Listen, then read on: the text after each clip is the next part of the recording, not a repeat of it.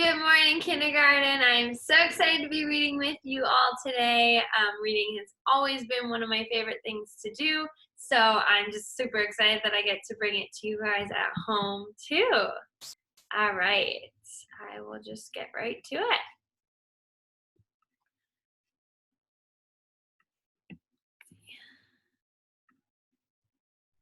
All right, so this module is all about the continents, which is super, super fun because you guys are going to be way smart knowing all of these things already.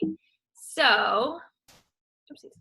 All right, so oceans are these large areas of water, and continents are the large areas of land, right? I want you to touch if you know where you think, if you think that you know where we live, which continent or even which part of the continent.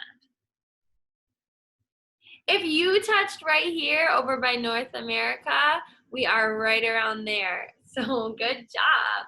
Those lakes, we're by that water kind of. All right, good job. So there are 7 continents. Let's count them. 1, 2, 3, 4, 5, 6, 7. I like that this map has all the continents a different color because that's really easy for my brain to see the different continents. I hope that helps your brain too. We are learning about Africa today, so we're going to do a fun read aloud with some stories from Africa, and I'm just super excited. That's on my bucket list for a continent to visit. I've never been there, but I think it would be super, super cool. I have students of mine who have actually been to Africa, so if that's you and you're like making this really cool connection, I hope you feel super cool about that. And if you have any pictures or words to show or share about that, we would love, love, love to hear that. Just like Miss Seaman was showing pictures of her in Europe before, being all silly, but it's exciting to have been there. So if you have been there, please let us know. We would love to share those with your class. Before we read this book, it's called Why Mosquitoes Buzz in People's Ears. The author is Verna Ardema, and the pictures are by Leo and Diane Dillon. And I see that it's won an award called the Caldecott Medal. That's super, super exciting. That must mean it's a really good book. So I'm super excited to read it. But first, I just want to touch on what mosquitoes are. That's a big word, but I think a lot of you guys are going to actually know what a mosquito is. So if you see this creepy looking bug, it's super big in the picture, but it's actually super small in real life. But it's those bugs that are kind of annoying. They buzz around and they bite you, and everyone's a little bit allergic to them, so you get these bumps and they're itchy and they come out at summer. Just so you know, before going into this book, that is the insect that we are kind of like reading about. Why mosquitoes buzz in people's ears. The author, meaning the person who wrote the book, is Verna Ardema, and then the pictures are by Leo and Diane Dillon. And what role do they play? Are they the author or the illustrator? Good, they're the illustrator. Oopsies.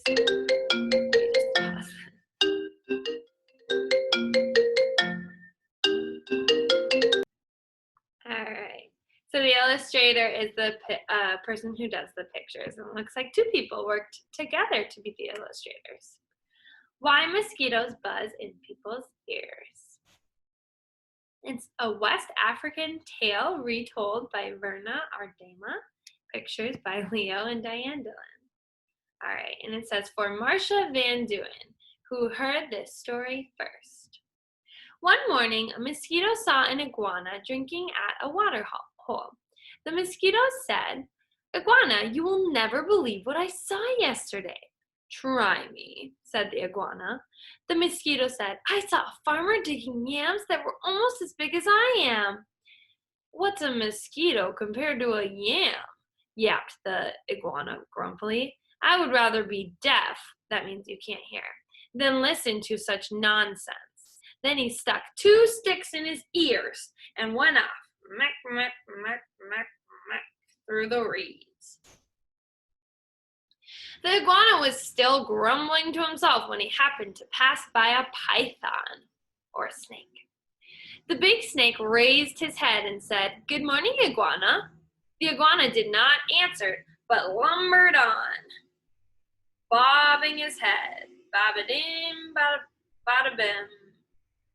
"Now why don't you speak to me?" said the python to himself. "The iguana must be angry about something. I'm afraid he is plotting some mischief against me." He began looking for somewhere to hide.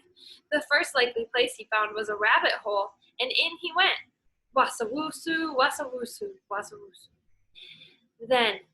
When the rabbit saw the big snake coming into her burrow, she was terrified.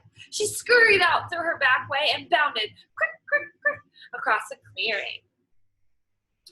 A crow saw the rabbit running for her life. He flew into the forest, crying, "Caw, caw, caw." It was his duty to spread the alarm in case of danger. A monkey heard the crow.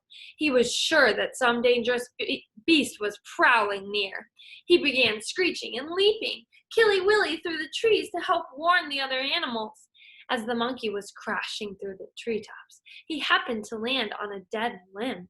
It broke and fell on an owl's nest, killing one of the owlets.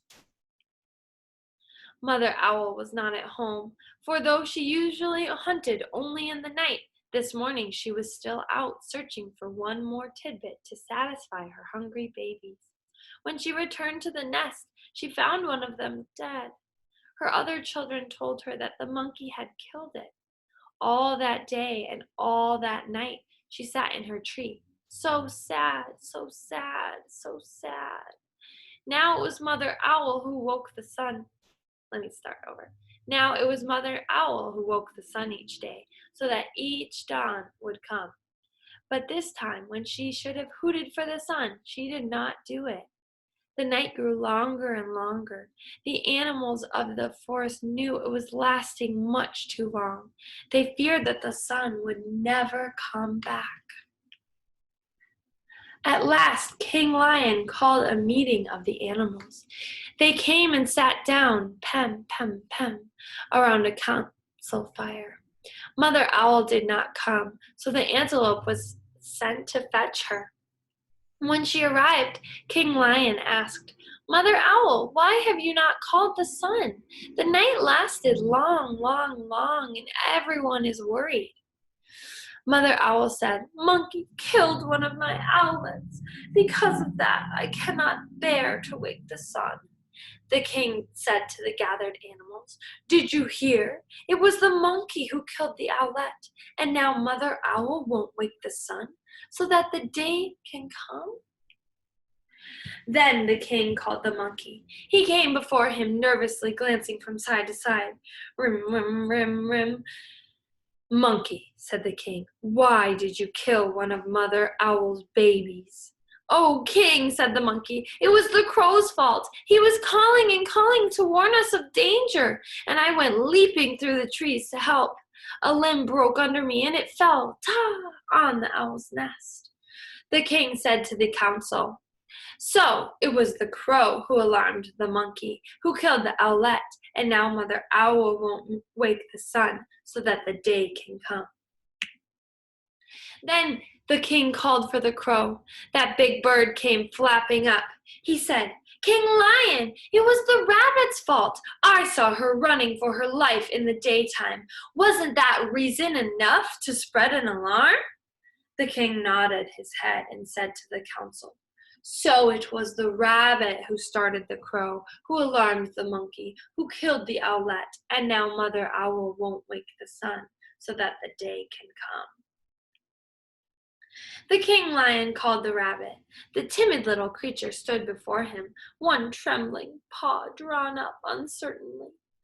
"Rabbit," cried the king, "why did you break a law of nature and go running, running, running in the daytime?" "Oh, king," said the rabbit, "it was the python's fault. I was in my house minding my own business when that big snake came in and chased me out." The king said to the council, So it was the python who scared the rabbit, who startled the crow, who alarmed the monkey, who killed the owlet, and now Mother Owl won't wake the sun so that the day can come. King Lion called the python, who came slithering, wah-wah-soo, wah-wah-soo, wah-wah-soo, past the other animals. But King, he cried, it was the iguana's fault. He wouldn't speak to me, and I thought he was plotting some mischief against me. When I crawled into the rabbit's hole, I was only trying to hide. The king said to the council, so it was the iguana who frightened the python, who scared the rabbit, who startled the crow, who alarmed the monkey, who killed the owlet, and now Mother Owl won't wake the sun so that the day can come. Now Iguana was not at the meeting, for he had not heard the summons. The antelope was sent to fetch him. All the animals laughed when they saw the iguana coming, bada bim, with all the sticks stuck in his ears. King Lion pulled the sticks out. Purr, purr. Then he asked, Iguana, what evil have you been plotting against the python? None at all, cried the iguana. Python is my friend. Then why wouldn't you say good morning to me? Demanded the snake. I didn't hear you or even see you, said the iguana. Mosquito told me such a big lie I couldn't bear to listen to it, so I put sticks in my ears. Nah, said the lion. So that's why you had sticks in your ear. Yes, said the iguana, it was the mosquito's fault. King Lion said to the council. So it was the mosquito who annoyed the iguana, who frightened the python, who scared the rabbit, who startled the crow, who alarmed the monkey, who killed the owlet, and now Mother won't wake the sun so that the day can come. Punish the mosquito! Punish the mosquito! Cried all the animals. When Mother Owl heard that, she was satisfied. That means she was happy. She turned her head towards the east and hooted, hoo, hoo, hoo. And the sun came up. Meanwhile, the mosquito had listened to it all from a nearby bush. She crept under a curly leaf, and was never found and brought before the council. But because of this, the mosquito has a guilty conscience. To this day, she still goes about, whining in people's ears. Is everyone still angry at me? When she does that, she gets an honest answer.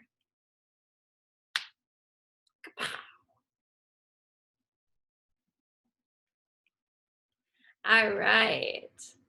So our share today is, what do you notice about why mosquitoes buzz? So there's a lot of cool things in this book, and you can kind of go through back and look at it. And I want you to kind of tell me what on this page, what did you notice? I'm noticing all sorts of colors. I'm noticing shapes and animals. So there's a lot of things that you can notice in this story and talk about. You could talk about the theme or what they were trying to teach you, or what you saw, or what you heard, or what you felt. So you're going to write the title of the book, which is Why Mosquitoes Buzz in People's Ears. And tell us, did you like it? Thumbs up, yeah, I loved it. Or thumbs down, nope, wasn't my favorite. You're going to write the author, Verna Ardema. The illustrators are Leo and Diane Dillon. And then it says, I notice, and you're going to write what you notice. You're going to draw a picture about what you noticed, and then take a picture and send it to your teacher, okay?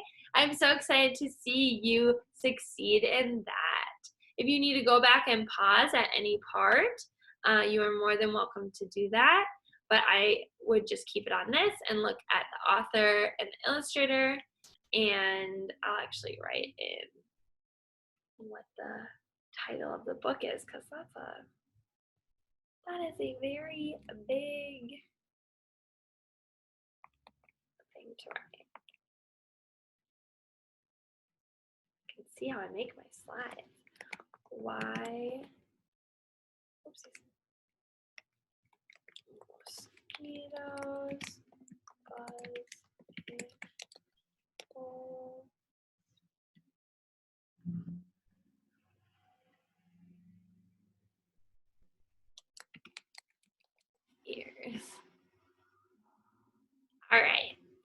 So there's the title of the book, there is the author and the illustrator, and now you go and fill those things in and write what you notice. This would be a good time to pause it. All right, scholars, thank you so much for tuning in. Good job, and make sure to send a picture to your teacher. Thanks, guys.